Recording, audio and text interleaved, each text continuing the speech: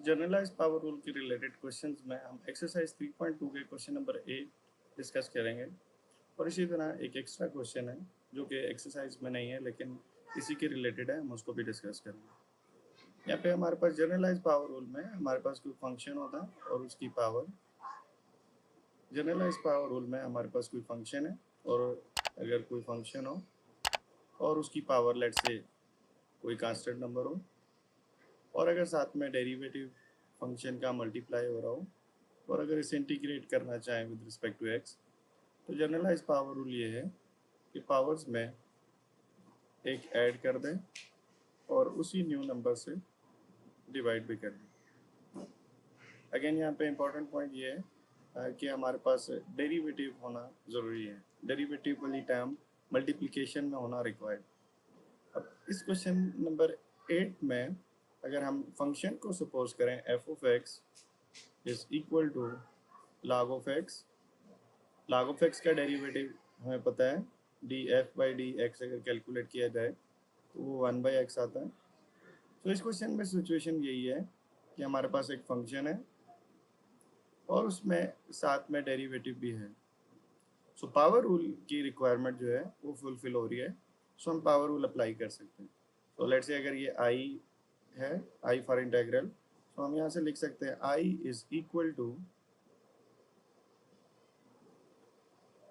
Integral log of x and then 1/x dx is equal to function चूँकि log है, सो हम इसकी power में, इस वक्त पावर 1 है, सो इसकी पावर में 1 ऐड कर देंगे। सो यहाँ पे लिख लेंगे 1 + 1 और इसी न्यू पावर से डिवाइड भी कर लेंगे, तो 1 + 1 एंड प्लस सी। तो यहाँ से हम लिख सकते हैं I is equal to log of x whole power 2 divided by 2 plus C. यहाँ पे एक नोट सुन लें, log होल पावर x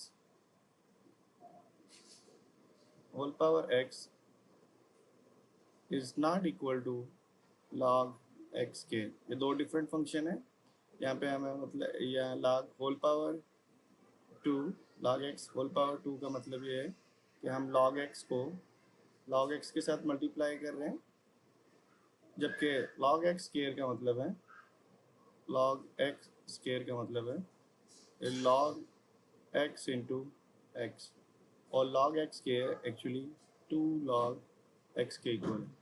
सो ये दोनों फंक्शन इक्वल नहीं है, इस चीज़ का ख्याल रखिएगा। सेम यही क्वेश्चन डिफरेंट पावर के साथ भी हो सकता है। लेट्स से अगर इसी तरह का क्वेश्चन हो, हमारे पास सिचुएशन ये हो I is equal to log x and then whole power, कोई सा भी नंबर हो सकता है, लेट्स से p नंबर है या q नंबर है, पावर कुछ भी हो सकती है। Let's say in general p/q भी कह सकते हैं। p/q कोई रेशनल नंबर है, 1/2, 3/2, 1, 4, कुछ भी इस तरह का हो सकता है। अगर साथ में डेरिवेटिव हो तो अगेन सेम यही रूल अप्लाई होगा। हम पावर रूल को ऐड कर लेंगे और लिखेंगे log of x and then whole power p/q plus 1 divided by p/q plus 1 plus C. So general हम इस तरह भी कह सकते हैं, पावर रूल ऐसे भी अप्लाई हो सकता है, because log function log x को अगर फंक्शन कंसिडर किया जाए तो साथ में डेरिवेटिव इस वक्त अवेलेबल है। सेकेंड एग्जाम्पल में लेट्स से अगर हम सिचुएशन कंसिडर करें sine square X and then cos X. Again ये भी power generalize power rule type का ही फंक्शन है। इसमें अगर लेट्स से हम फंक्शन को कंसिडर करें F of x is equal to sine x. So देख लें साइन की पावर 2 है और इसी तरह डेरिवेटिव अगर साइन एक्स का कैलकुलेट किया जाए तो साइन का डेरिवेटिव कॉस एक्स आता है।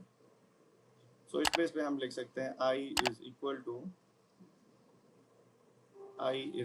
टू साइन स्क्वायर एक्स को हम ऐसे भी लिख सकते हैं sine x whole square and then cos x.